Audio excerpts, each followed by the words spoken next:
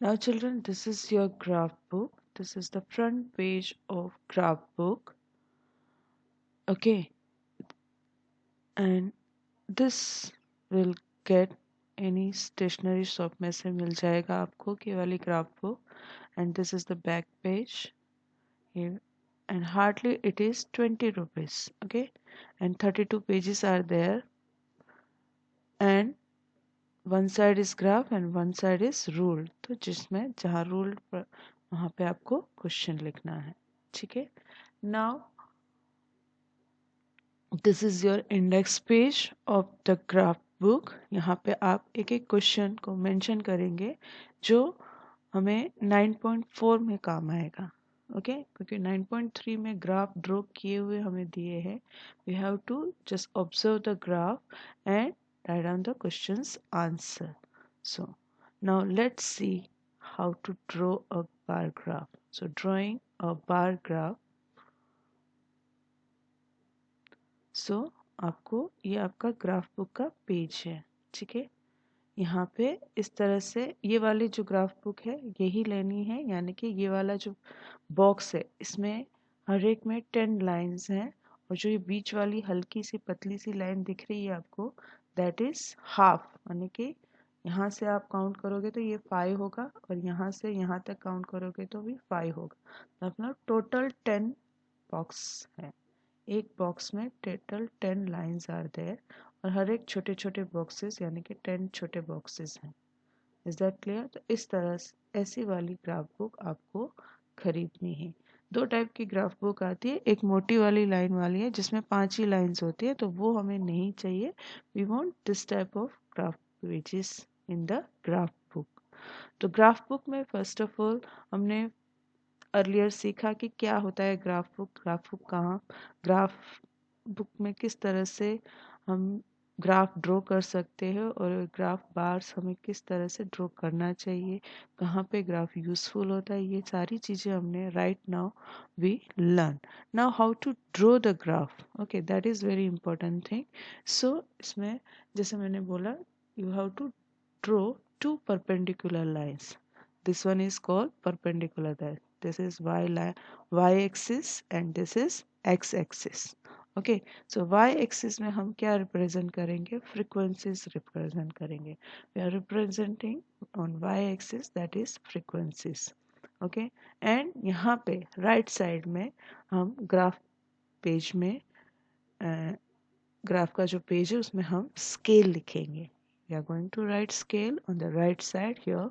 जो भी मेजरमेंट हम लेंगे, यानी कि फ्रीक्वेंसी में हमने जो स्केल लेना है वो उसका पहले हम यहाँ पे मेंशन करेंगे. We are going to mention here on the right side of the graph page. Okay, and items जो हमारे क्वेश्चन में दिए हुए हैं आइटम्स है, that we are going to show on x axis. So we have to draw two perpendicular line. Okay, one is vertical, this is called vertical line, this is called vertical line, and this one is called horizontal line. This one is called horizontal line, and along with this horizontal line we are going to mark the items. See, I already यहाँ पे मैंने लिखा हुआ है items. So we are already going to mark the items, and on vertical line we are going to mark the corresponding जो भी frequencies हमको दिए गए हैं, corresponding जो भी एक्सपेंडिचर है या कुछ भी whatsoever, so that we are going to show here. उसके बाद हम बार्स लेंगे. बार्स किस तरह से ड्रॉ करेंगे?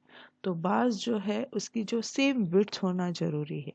बार्स में जो विड्थ है, यानी कि यहाँ से आपने यहाँ तक लिया तो वो यूनिफॉर्मिटी होनी चाहिए सारे बार्स में. If you take one this much, यहाँ से लेके आपने यहाँ तक दिस मच, वन बार आपने इतना ही विड्थ में ड्रॉ किया, तो another bar also you have to take the same measure. Okay, so you have to take the bars of same width keeping uniform gap between them. Okay, and then you have to choose the suitable scale also along with the vertical line. Okay, so the scale किस तरह से हम लिखेंगे? 1 unit length, यानी कि यहाँ से यहाँ तक, या सपोज यहाँ से यहाँ तक जो है कितना यूनिट हम ले रहे हैं, सपोज 10 सेंटीमीटर ले रहे हैं, या जो भी हमारा जो फ्रीक्वेंसी हमको दिया है उस हिसाब से।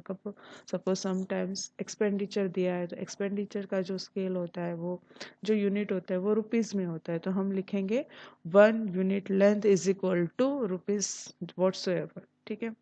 अदरवाइज कभी कभी सेंटीमीटर्स में देते हैं, कभी कभी स्टूडेंट्स का देते हैं, तो हमें स्टूडेंट्स लिखना पड़ेगा। जो भी हमारी फ्रीक्वेंसी है, it is depend upon the question. Okay, so these things you have to remember when you draw the bar graph. And one more thing जो मैंने आपको पहले ही बताया था, जहाँ पे दोनों axis x axis and y axis intersect होता है, that is called the origin. तो यहाँ पे हम ज़ीरो लिखेंगे, यहाँ पे हम क्या लिखेंगे, ज़ीरो से स्टार्ट करेंगे यहाँ पे। सो this is the graph page. ये आपका जो ग्राफ पेज है, I hope so all of you understood. Now let's take one example so it will be more clear, and I will take the example from chapter 9 data handling का ही 9.2 exercise. Okay, so it will more easy to understand. So let's see the example of exercise 9.2 का ही question है, question number 2। इसमें सिर्फ मैंने frequency का एक digit change कर दिया है, बाकी इस पूरा क्वेश्चन एज इट इज है। The number of mathematic books, the number of mathematic books, if you are having the textbook, please open it so it will be more easy. The number of mathematics books sold by shopkeeper on 6 consecutive days is shown below. तो इस type का आपका question होगा practically जब आप draw करोगे तब। यहाँ पे आपको डेज लिखे हैं, Sunday, Monday, Tuesday, Wednesday, Thursday and Friday. तो ये कॉन्सिक्यूटिव मतलब एक के बाद जो एक आता है उसके लिए हम वर्ड यूज करते हैं consecutive. And number of books sold, number of books sold, तो संडे में आपको यहाँ पे टेक्स्ट बुक में शायद 65 दिया है, तो 65 के तरीके से भी हम कर सकते हैं, लेकिन यहाँ पे आप पहली बार first time you are doing the graph, that's why I take the round figure 60, then 40, then 50, 20 and 70. So these are the numbers of books sold on the days of the week. Okay, और यहाँ पे हमको already बता दिया है कि आपको scale कितना लेना है। कभी कभी हमको मेंशन कर देता है कि you have to take scale this much only, otherwise if it is not mentioned then according to your convenience you can take the scale, but जितना हो सके 5 और 10 के बीच में या 100 मतलब राउंड फिगर में लोगे या उस तरह से लोगे तो ही वो कन्वीनियंट रहेगा। तो यहाँ पे आपको स्केल मेंशन कर दिया है कि 1 unit length you have to take the 10 books. Okay, so आपको 10 बुक्स का ही मेजर लेना है, 10 यानी कि एक एक नंबर के बीच में हमें 10 का डिफरेंस होना चाहिए। तो suppose you are starting from 0, तो 0 के बाद 10, then 20, then 30, then 40, this way 50 up to 100 तक आप ले सकते हो, बिकॉज यहाँ पे 70 और आपका जो नंबर दिया है आपको फ्रीक्वेंसी में, वो उसकी लिमिटेशन कहाँ तक है वो भी आपको मेजर कर, मतलब you have to keep in mind that thing also कि कहाँ तक दिया है, तो वहाँ तक हमें अपने फ्रीक्वेंसी के नंबर्स लेने पड़ेंगे on y axis, but the difference कितना होना चाहिए हर एक नंबर के बीच में 10 का। तो let's see how to draw. Okay, तो ये आपका जो ग्राफ पेज है, इसमें first of all you are going to write on right side the scale y axis is equal to 1 unit length is equal to 10 books. ये आपने पहले mention करना है, बिकॉज स्केल आपने डिसाइड करना है। अगर स्केल मेंशन कर दिया है सब earlier in the question only, so you are going to write first of all the scale. Then what is the next step? Next step में आप क्या करोगे, y axis and x axis यानी कि टू परपेंडिकुलर लाइंस आपको draw करना है। एक होगा आपका y एक्सिस, इस तरह से पहले y एक्सिस ड्रॉ करेंगे, then you are going to draw a x axis also, इस तरह से यहाँ पे आप x एक्सिस ड्रॉ करोगे, और दोनों का जहाँ पे इंटरसेक्टिंग पॉइंट है वहाँ पे आप क्या लिखोगे, 0। देन फिर हम फ्रीक्वेंसीज लिखेंगे यानी कि number of books sold. Okay, तो हमारी फ्रीक्वेंसी है। और आइटम्स यानी कि हम आइटम्स में यहाँ पे संडे मंडे मेंशन करेंगे ऑन एक्स एक्सिस, ये हमारा एक्स एक्सिस है। ठीक है, तो फ्रीक्वेंसीज किस तरह से लिखेंगे, यहाँ से स्टार्ट करेंगे 0, देन ये जो डार्क लाइन है आपको ग्रीन कलर की, वहाँ पे हमारा फर्स्ट नंबर आएगा 10। ये वाली हमारी ओरिजिन जहाँ पे है यानी कि इंटरसेक्टिंग जो पॉइंट है वहाँ पे हम always we are going to write 0, then 10, then यहाँ पे जो दिख रहा है आपको 10 लाइंस के बाद आप लिखेंगे 20। ये जो हमारी लाइन्स है हम इसको काउंट करेंगे एज अ 10, यानी कि 10 के बाद ये जो फर्स्ट लाइन हुआ 11, 12, 13, 14, और ये जो डार्क लाइन थोड़ी सी आपको दिख रही है 5 लाइन के बाद ये, तो ये हमारा हुआ 15, this line is 15, then 16, 17, 18, 19 and 20. Understood all of you? So this is the way to write the frequency numbers।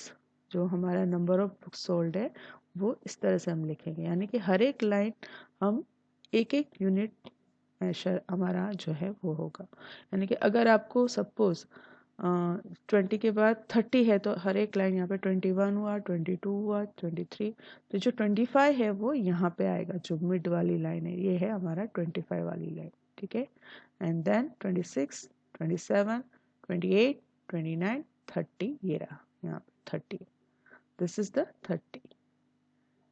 समझ में आ रहा है आपको? Understood all of you? Now 30 से 40 के बीच में भी 10 लाइन्स है, 40 के 50 के बीच में भी 10 लाइन्स है। ओके, तो यहाँ से 50 और 60 के बीच में भी 10 लाइन है। अब हमारा जो फर्स्ट क्वेश्चन में मंडे जो है वो 65 दिया है, लेकिन मैंने राउंड फिगर के लिए 60 लिया है। ठीक है, अगर सपोज आपको इसमें 65 मेजर करना है, so how you are going to mark the 65? So simple, this one first line is 61, 62, 63, 64 and 65, जो ये आपको दिख रहा है यहाँ पे आपका लाइन का बार ग्राफ जो है यहाँ पे आएगा। आपका बार जो है वो यहाँ पे आपको ग्राफ में ड्रॉ करना पड़ेगा। ये है, दिस इज आई थिंक मेरा जो पॉइंटर है आपको दिख रहा है 65 हम कहाँ में ड्रॉ करेंगे, ये इस तरह से यहाँ पे। Is that clear? This is 65, ये आपका 60 है, ये आपका 65 है। Is that clear? अगर हम suppose if you are taking the scale as a 5, अगर हम 5 लेते हैं तो हमारा 5 किस तरह से होगा, तो यहाँ से आपको स्टार्ट करना पड़ेगा 0, 5, 10, 20, 15, 20, 25, इस तरह से नंबर जाएगा 30, 35, यानी कि हर एक जो है हर एक लाइन जो है वो हमारा 5 लाइन, यानी कि जो 10 है 2 लाइन हमारा एक बनेगा। समझ में आ रहा है? 0.5 0.5 जो है यानी कि 2 लाइन हम काउंट करेंगे एज अ 1, क्योंकि यहाँ पे हमारा 2.5 लाइन बनेगी। अगर यहाँ से हम स्टार्ट करेंगे 0 के बाद 5, तो I hope so all of you understood, यानी कि हमारा एक एक लाइन डबल हो जाएगा। Okay, so this is the way to measure the scales length.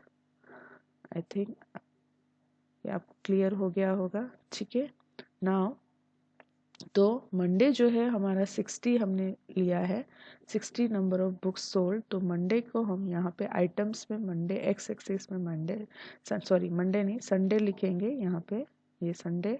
And हमारा जो नंबर ऑफ बुक्स सोल्ड है वो 60 है, तो यहाँ पे हम मार्क करेंगे यहाँ पे पेंसिल से, और यहाँ से with the help of scale we are going to draw the bar this way. इस तरह से हम यहाँ तक ये लाइन खींचेंगे और दूसरी लाइन यहाँ पे with the help of scale we are going to draw. तो इस तरह से हमारा बार जो है वो ड्रॉ हो जाएगा। Okay, now Monday, so Monday कितना है 40, तो 40 के लिए पहले हम यहाँ पे मार्क करेंगे, ये 40 वाली लाइन यहाँ पे हम मार्क करेंगे। ठीक है, उसके बाद with the help of scale we are going to draw the bar this way and this way. तो ये हो गया keeping the uniform gap. Understood? तो मैंने सिर्फ कलर किया है, आप कलर नहीं करोगे, सिर्फ पेंसिल से शेड करोगे तो भी चलेगा। ये आपको अच्छे से दिखाने के लिए मैंने यहाँ पे पेंसिल कलर यूज़ किया। अगर आप करते हो तो भी पेंसिल कलर यूज़ करना है, ठीक है, और कोई भी कलर आप यूज़ नहीं करोगे। और नहीं करोगे तो भी चलेगा, it's not necessary to use the pencil colour. सिर्फ आप पेंसिल से ही खाली वो कर दोगे तो भी चलेगा, शेड कर दोगे तो भी चलेगा, ठीक है। नाउ पूरा इस तरह से यहाँ पे हम आइटम्स, हमारा आइटम्स में क्या है, डेज है, तो हम we are going to mention your days. So पूरा ग्राफ किस तरह से बनेगा, लेट्स सी। स्केल लिखा हमने, वाई एक्सिस में हमने लिखा नंबर ऑफ बुक्स सोल्ड, इस तरह से, ठीक है। और यहाँ पे मेरा जो वाई एक्सिस है बहुत ही लंबा है, इसके लिए मैंने आगे नंबर, आप 100 तक भी लिख सकते हो, जरूरी नहीं है कि 130 तक लिखें, ठीक है ना, आप 100 तक भी मेंशन कर सकते हो, ठीक है। आपका जहाँ तक क्वेश्चन में कहाँ तक है लास्ट नंबर, वहाँ तक आपको उससे थोड़ा आगे लेना है, ठीक है। तो हमारा क्वेश्चन में लास्ट जो है वो 70 तक है, तो आप 100 तक लिख के यहाँ पे आप स्टॉप कर सकते हो फ्रीक्वेंसी नंबर्स, ठीक है। So now this is the way you are going to draw the graph, x axis and y axis, number of books sold, items में हम डेज लिखेंगे, ठीक है, Sunday, Monday, Tuesday, Wednesday, Thursday and Friday, okay. So Monday जो है 40 है, now Tuesday, Tuesday कितना है 30 है, तो पहले हम 30 में मार्क करेंगे इस तरह से, यहाँ से ये लिया, and then with the help of scale we are going to draw the bar. Now Wednesday 50 is there, so we are going to mark here 50, यहाँ पे मार्क करेंगे, देखो 50 वाली लाइन यहाँ पे है, तो यहाँ पे हम 50 मार्क करेंगे, वेडनेसडे इस तरह से बार ड्रॉ करेंगे। नाउ थर्सडे, तो थर्सडे में हमने यहाँ पे 20, दिस इज 20 है, तो यहाँ पे 20 में जाके इस तरह से मार्क करेंगे, ये हमारा 20 है, तो we are going to mark here and with the help of scale we are going to draw the bar. And Friday, तो Friday सबसे ज़्यादा दिया है, number of books sold is 70, so 70 we are going to mark first of all here in the graph, ये 70 हुआ, उसके बाद हमने with the help of scale we are going to draw this bar. So this way you have to draw the full question. ये आपका 70 यहाँ पे है, ठीक है, 100 तक लिया, आप 100 तक लिख के आप इस तरह से पूरा ड्रॉ कर सकते हैं। So I hope so all of you understood how to draw the graph. So in next video I will explain each and every question of graph of practice exercise 9.4 in graph book. Thank you.